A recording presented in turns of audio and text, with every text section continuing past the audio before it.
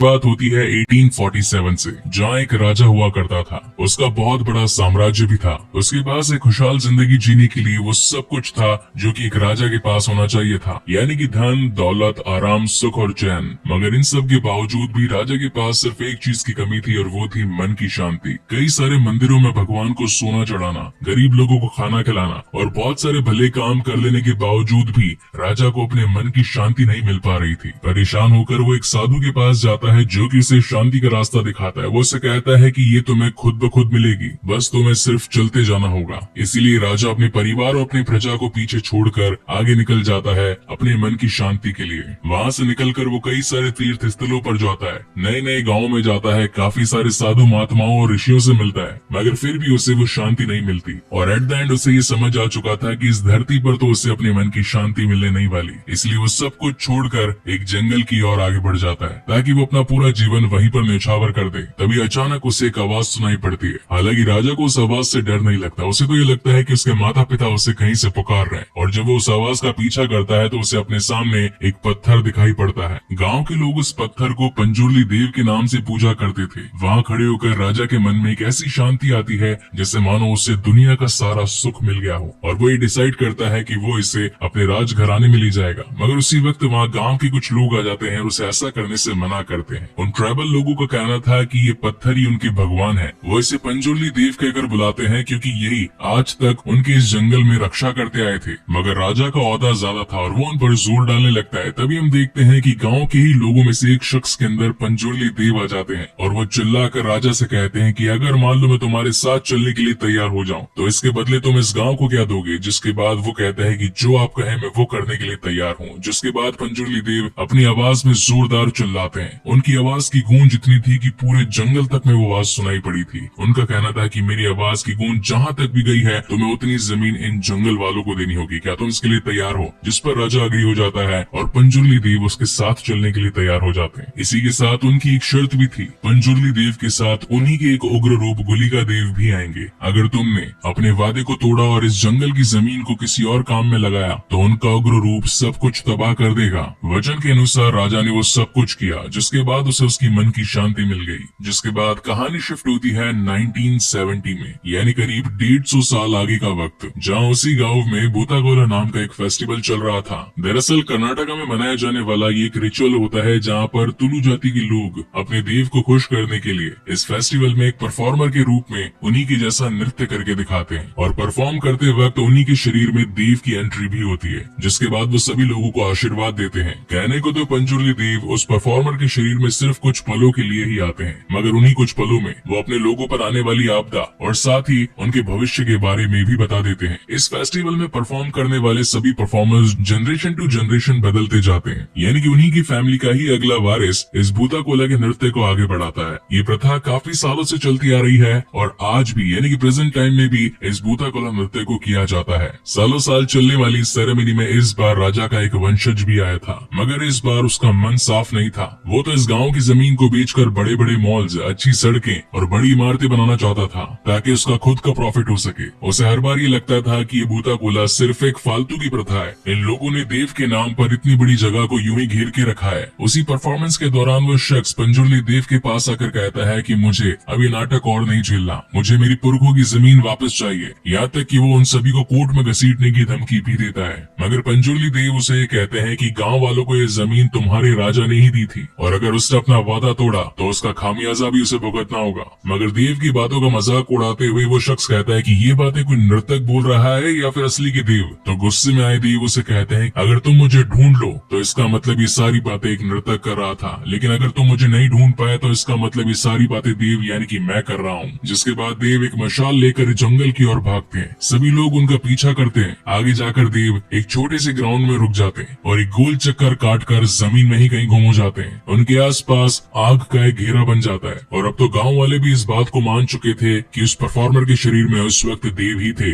जिन्होंने उस वंशज को इस जमीन को न लेने के बारे में कहा था। जिसके बाद सीन शिफ्ट होता है नेक्स्ट डे और जब वो वंशज उस जमीन के कागजात लेकर अदालत जाता है तो वहीं की सीढ़ियों पर खून की उल्टी करके उसकी डेथ हो जाती है। इसका मतलब साफ था कि गुलिका देव ने उसके प्राण लिए हैं, जो कि एक उग्र रूप था पंजुर्ली देव का। जिसके बाद कहानी शिफ्ट होती है यहाँ से 20 साल आगे 1990 में, जहाँ उस परफॉर्मर का बेटा शिवा इस गांव की बफेलो रेस कंबाला में पार्टिसिपेट करता है। शिवा ने आज से पहले कई सारी बफेलो रेसेस में पार्ट लिया और वो आज तक कभी हारा नहीं था, और इस बार भी करीब 50 से ज्यादा अपोनेंट्स के बीच में शिवा सबसे कम टाइम में अपने बफेलोस को तेज भगाकर उस रेस को जीत जाता है। लेकिन वहाँ के ऑर्गेनाइजर्स चीटिंग करते हैं और खुद के ही बंदे को उस रेस को जितवा देते हैं। इस बात से गुस्सा होकर शिवा जमींदार के लोगों और जमींदार पर अपना कहर बरसा देता है। यहाँ पर हमें एक बहुत ही शानदार फाइटिंग सीन दिखाए जाते हैं। कम बजट होने के बावजूद भी कहानी की सिनेमेटोग्राफी ऑन पॉइंट थी। बेसिकली जमींदार उसी शख्स का बेटा था जिसने अदालत की सीढ़ियों पर खून की उल्टियां करते हुए जान चली गई थी। मगर देवेंद्र अपने पिता की तरह लालची न होकर गांव के लोगों की हमेशा सुना करता था, उनकी मदद करता था और जरूरत पड़ने पर उन्हें पैसे भी दिया करता था। इसलिए उन्हें खास आदमी सुधाकर से कहकर जीता हुआ मेडल शिवा को देने के लिए कहता है, और इसी के साथ इनाम में उसे एक बाइक भी मिलती है। सच कहूँ तो इस यामाहा की बाइक को देखकर मुझे मेरे पुराने दिन याद आ गए जब मैं और मेरे फ्रेंड्स इसी बाइक पर बैठकर घुमा करते थे। खैर आज से करीब 10 साल पहले की बात थी। मुझे कमेंट सेक्शन में जरूर बताइएगा कि आप में से किस किस के पास ये यामाहा बाइक थी। Coming back to the main story, कुछ ही दिनों बाद इस गांव में भूताकोला फेस्टिवल होने वाला था और इसी के चलते देवेंद्र ने कुछ रुपए शिवा को दिए थे ताकि वो इस फेस्टिवल की सारी तैयारियां कर सके। अब ट्रेडिशन के अकॉर्डिंग भूताकोला शिवा को ही परफॉर्म करना चाहिए था क्योंकि ये हमेशा से उसके पिता किया करते थे। लेकिन उनके पिता की लास्ट परफॉर्मेंस में जब वो इस गाँव से गायब हो गए तो उसका डर शिवा के मन से कभी गया ही नहीं, और इसी वजह से हमेशा से उसके चाचा का बेटा गुरुआ इस फेस्टिवल में पार्ट लिया करता था। इसी बीच में शिवा की पर्सनल लाइफ भी दिखाई जाती है जहाँ पर वो गांव के अंदर मस्ती करता रहता, रात को शिकार करता और अपने दोस्तों के साथ मिल बांट कर खाता। लेकिन उसकी माँ को ये सारी बातें पसंद नहीं थी और इन्हीं वजह से वो कई बार अपनी माँ से डांट भी खा चुका था। और अपने रोजमर्रा के काम करने और साथ ही जेब का खर्चा निकालने के लिए वो जमींदार देवेंद्र के कुछ काम भी किया करता था, यानी कि जंगलों से पेड़ काटना, वहाँ का शिकार करके लाकर उन्हें देना, और गाँव में अगर कोई छोटा मोटा पंगा हो जाए तो देवेंद्र के लिए उसे भी सुलटा देना। इसी वजह से वो खुश होकर हमेशा उसे कुछ पैसे दे दिया करते थे और इसी तरीके से शिवा की लाइफ बिंदास चल रही थी। वहीं एक दिन गांव में मुरली नाम के एक फॉरेस्ट ऑफिसर की एंट्री होती है। मुरली एक काफी स्ट्रिक्ट इंस्पेक्टर और साथ ही ईमानदार आदमी था। उस जंगल में किए जाने वाले शिकार और साथ ही वहाँ के काटे जाने वाले पेड़ों की वजह से उसे काफी प्रॉब्लम होती थी। एक दिन गाँव के कुछ लोग लकड़ी काट कर वहाँ से जा रहे थे, मगर मुरली की नजर उन पर पड़ गई और वो उन्हें खूब पीटता है और ऐसा दोबारा न करने की हिदायत देता है क्योंकि जंगल गवर्नमेंट की प्रॉपर्टी थी, न ही इनको खैरात में बांटी गई कोई जमीन। धीरे धीरे करके समय आगे बढ़ता है और दिन आ चुका होता है भूताकोला फेस्टिवल का, जिसके लिए गांव के कुछ लोग जंगल की लकड़ियां काट कर अपने रास्ते घर जा रहे थे। मगर मुरली की अगली नजर उन पर पड़ जाती है और वो उन्हें ऐसा करने से रोकता है। ये सारे लोग आकर शिवा को इस बात को बताते हैं कि फॉरेस्ट ऑफिसर उन पर अपना रोब झाड़ रहा है, जिसके बाद सीन शिफ्ट होता है रात में और यहाँ पर सभी लोग इस फेस्टिवल को मनाने के लिए हर्षोल्लास से पार्टिसिपेट करते हैं, आसमान में पटाखे फोड़ते हैं और वहीं गुरुआ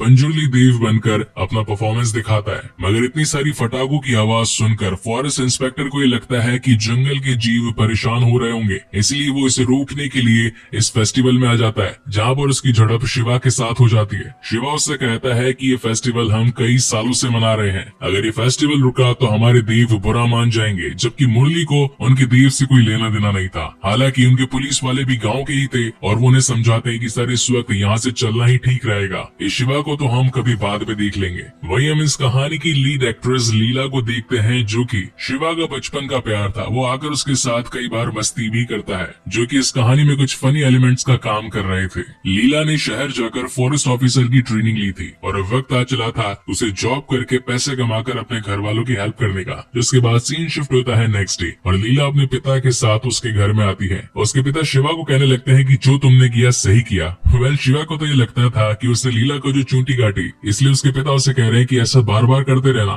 मगर उसके पिता ये कहना चाहते थे कि कल रात को तुमने फॉरेस्ट इंस्पेक्टर को जिस तरीके से फटकारा, मुझे तो मेरे पुराने दिन याद आ गए। तो ये भी एक फनी सीन ही था। तो यहाँ पर शिवा उनसे पूछता है कि यहाँ पर आने का आपका रीजन क्या था, जिस पर उसके पिता बताते हैं कि मेरी बेटी ने शहर जाकर फॉरेस्ट ऑफिसर की ट्रेनिंग ली है, तो यहाँ पर से गाँव में कुछ काम वगैरह मिल जाए तो तुम्हारा बहुत भला होगा। जिस पर शिवा कहता है कि हाँ, मैं हमारे जमींदार यानी कि देवेंद्र जी को बहुत ही अच्छे तरीके से जानता हूँ, उनसे बात करके लीला की नौकरी फॉरेस्ट गार्ड में लग जाएगी। और जब लीला अपने फर्स्ट डे पर ऑफिस में ज्वाइनिंग करती है तो वहाँ से पता चलता है कि आज तो मुरली पूरे गांव के अंदर फेंसिंग लगवाने वाला है। फेंसिंग वॉल का मतलब होता है वो दीवार जो कि दो बाउंड्रीज को अलग अलग दर्शाती है। मुरली का मानना था कि जो भी गांव के लोग जंगल की जमीन को यूज कर रहे हैं वो उससे बाहर निकल जाए, क्योंकि जंगल सिर्फ जानवरों के रहने के लिए है, न कि इंसानों के कब्जे के लिए। यहाँ सभी गांव के लोग आकर उसका विरोध करते हैं और कहते हैं कि अगर तुम यहाँ पर एक बाउंड्री लगा दोगे तो हम इतने सालों से जो लोग रह रहे हैं वो कहाँ पर रहेंगे। इसी बीच शिवा भी वहाँ पर पहुँच जाता है और उनके साथ उसकी झड़प हो जाती है। कुछ गाँव वाले जो कि पुलिस के साइड हो जाते हैं वो सभी मिलकर शिवा को बांध देते हैं और रात को जब लीला अपनी जॉब से घर वापस लौटती है तो शिवा को वहीं बैठा पाती है। वो उसके लिए खाना लेकर जाती है, मगर शिवा उस खाने को ठुकरा देता है और कहता है कि आखिर तुमने पुलिस वालों के साथ मिलकर गांव वालों की ही बैंड क्यों बजाई, कि इसीलिए मैंने तुम्हारी जॉब लगवाई थी। लेकिन लीला करती भी तो क्या करती, वो तो मजबूर थी, उसे तो बस अपना काम करना था, लेकिन अंदर से दिलो दिमाग से वो सिर्फ अपने गाँव के लिए ही सोच रही थी। सीन शिफ्ट होता है नेक्स्ट मॉर्निंग और यहाँ पर सभी गाँव वाले अपनी जमीन को बचाने के लिए जमींदार के पास जाते हैं, यानी कि देवेंद्र के पास। देवेंद्र कहता है कि ठीक है, मैं पुलिस से तुम्हारे घर को बचा लूंगा, तुम लोगों को बस अपने जमीन के टुकड़े के लिए यहाँ पर साइन करना होगा। और वो वकील को वहाँ पर बुलाकर उन सभी के जमीनी कागजातों की पुष्टि करवाता है। लेकिन तभी उन्हीं गाँव वालों में से शिवा का दोस्त लच्छू जमींदार के घर को देखकर काफी ज्यादा एक्साइटेड हो जाता है और उसे देखने के लिए घर में पैर रख देता है। लेकिन तभी देवेंद्र का एक आदमी आकर उसे एक जोरदार चांटा चमकाता है कि आखिर तू अशुद्ध आदमी इस शुद्ध घर में पैर कैसे रख सकता है। इस बात पर शिवा को भी गुस्सा आ जाता है और वो उस बंदे को खूब पीटता है। अब कहीं बात काबू से बाहर न चली जाए इसलिए देवेंद्र उन दोनों को ही रोकता है और बदले में अपने आदमी को ही सुनाता है कि तूने आखिर ऐसा क्यों किया, गांव वालों के साथ कभी ऐसा करना नहीं चाहिए। मगर अंदर ही अंदर वो खुद भी गुस्सा हो रहा था, क्योंकि वो तो इन सभी को छूत मानता था। शिवा जो कि थोड़े बहुत पैसे कमाने के लिए जमींदार का काम किया करता था, जिनमें शामिल था जंगल से पेड़ काट कर लाना।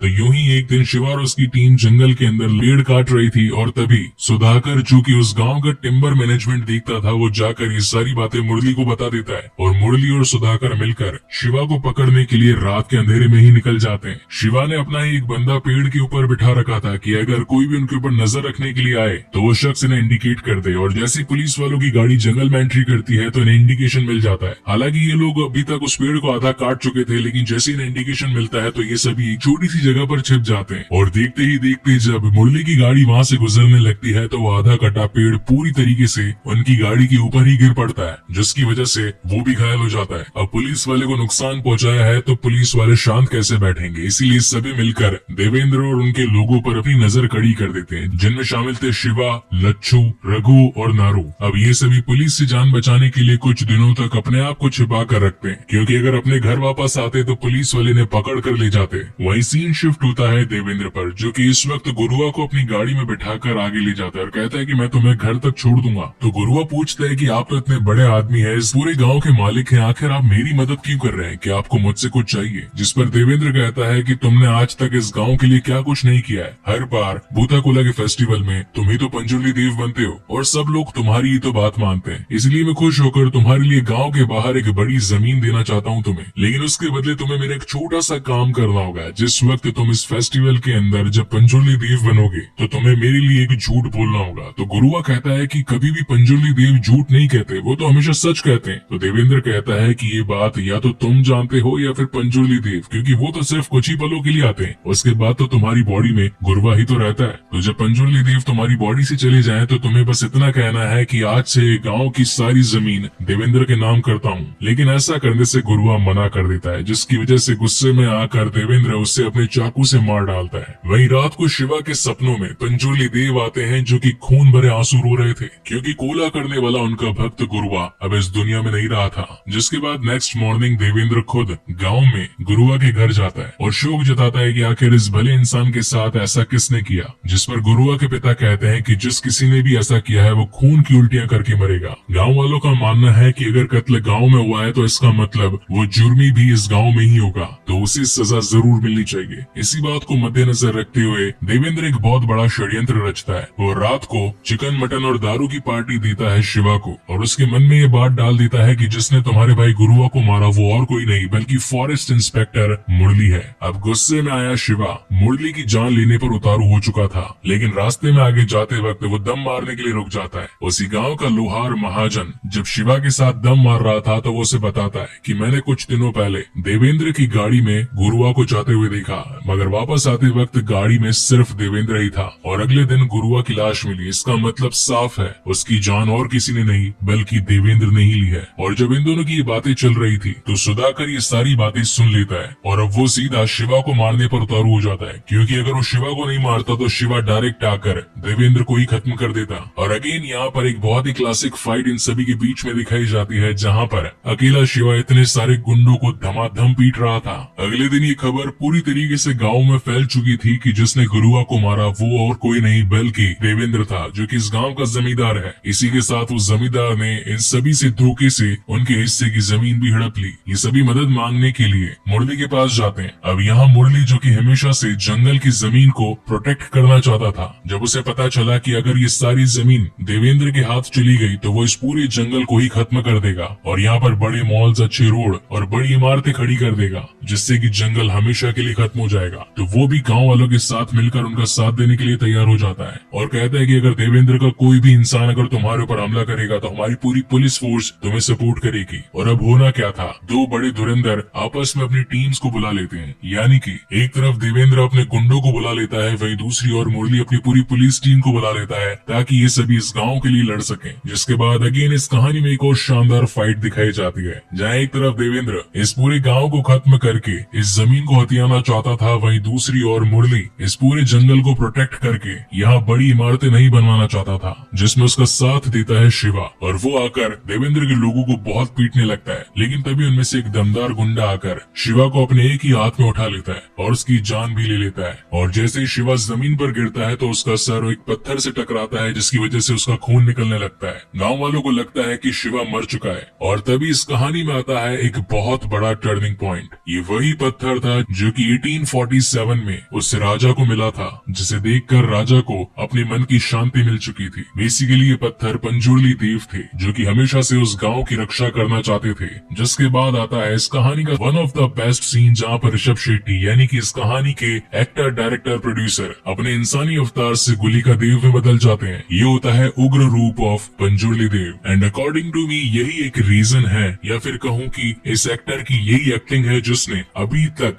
ऑडियंस को इस मूवी को थिएटर में जाकर देखने पर मजबूर कर दिया। आप में से कितने लोग इस बात से एग्री करते हैं, प्लीज मुझे कमेंट सेक्शन में जरूर बताइएगा। 15 मिनट से ऊपर चलने वाली इस फाइट के कंक्लूजन में हमें ये पता चलता है कि गुलिका देव गुस्से में आकर देवेंद्र यानी कि इस जंगल के विनाश करने वाले का ही विनाश कर देते हैं और ये गाँव अगेन सालों साल के लिए सुरक्षित हो जाता है। जिसके बाद इस कहानी के एंड क्रेडिट्स में हम देखते हैं कि अब शिवा इस गाँव के भूताकुला फेस्टिवल में पार्टिसिपेट करता है और पंजुर्ली देव बनकर एक बेहतरीन नृत्य भी करता है। वही हम लीला को भी देख पाते हैं, जो कि इस वक्त प्रेग्नेंट थी। वही फेस्टिवल में इंस्पेक्टर मुरली भी खड़े होते हैं, जहाँ पर पंजुर्ली देव उसे शुक्रिया अदा करते हैं इस गांव की जमीन को बचाने के लिए। जिसके बाद उन्हें एक जंगल से आवाज आती है और उस आवाज का पीछा करते हुए जब पंजुर्ली देव उस पॉइंट पर पहुंचते हैं जहाँ पर उसके पिता भी गायब हुए थे, तो ये वाले पंजुर्ली देव भी गायब हो जाते हैं, क्योंकि इस वक्त उन्हीं के खानदान से एक नया वारिस जन्म लेने वाला था, यानी कि शिवा का बेटा, जो कि अब आगे चलकर पंजुर्ली देव का नृत्य करेगा। और इसी शानदार सस्पेंस के साथ ये तगड़ी मूवी यहीं पर खत्म हो जाती है। सो गाइस, आपको ये वीडियो कैसा लगा प्लीज मुझे लाइक और कमेंट करके जरूर बताइएगा। और अगर पहली बार इस चैनल पर आए हैं तो इसे सब्सक्राइब जरूर कीजिएगा, क्योंकि मैं ऐसे ही बेहतरीन मूवीज आप लोगों के लिए लाता रहूंगा। सो तब तक के लिए keep watching and stay safe. मिलते हैं अगली वीडियो में।